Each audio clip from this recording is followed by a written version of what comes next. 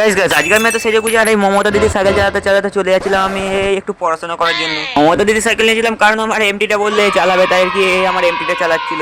হ্যাঁ, তাই আর কি আমি মমতা দিদির সাইকেলটা ফুল স্পিডে চালাচ্ছিলাম আর এই বাইরে সুন্দর সুন্দর ভিউ দেখছিলাম। তো তখনই আমার চোখে বললো যে এই রোদ্দুরটা যেটা কি আমার হাল বেহাল করে দিচ্ছিল। তাই আর কি সেটাকে ইগনোর মেরে একটু সামনে এগাতে না এগাতে আমাদের চোখে পড়ে গেল আমাদের এখানকার কালী মন্দিরটা।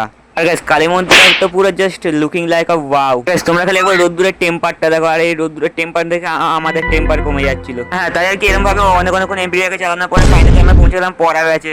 হ্যাঁ, তাই আর কি পড়া ব্যাচে অনেকক্ষণ সময় কাটানোর পর আবার চলে আসলাম বাড়ির দিকে। আর বাড়ির দিকে আসতে না আসতে এরা বললে যে একটু ঘুরতে হবে, তাই কি সবাই নিজের এমটি কেটিএম সব রেডি করে নিল। হ্যাঁ, আর এটাকে তোমরা সবাই তো চেনোই। হ্যাঁ, এটা তো আমাদের ফেমাস উত্তম দা। আর উত্তম দা যাচ্ছিল যে জুতো কেনার জন্য।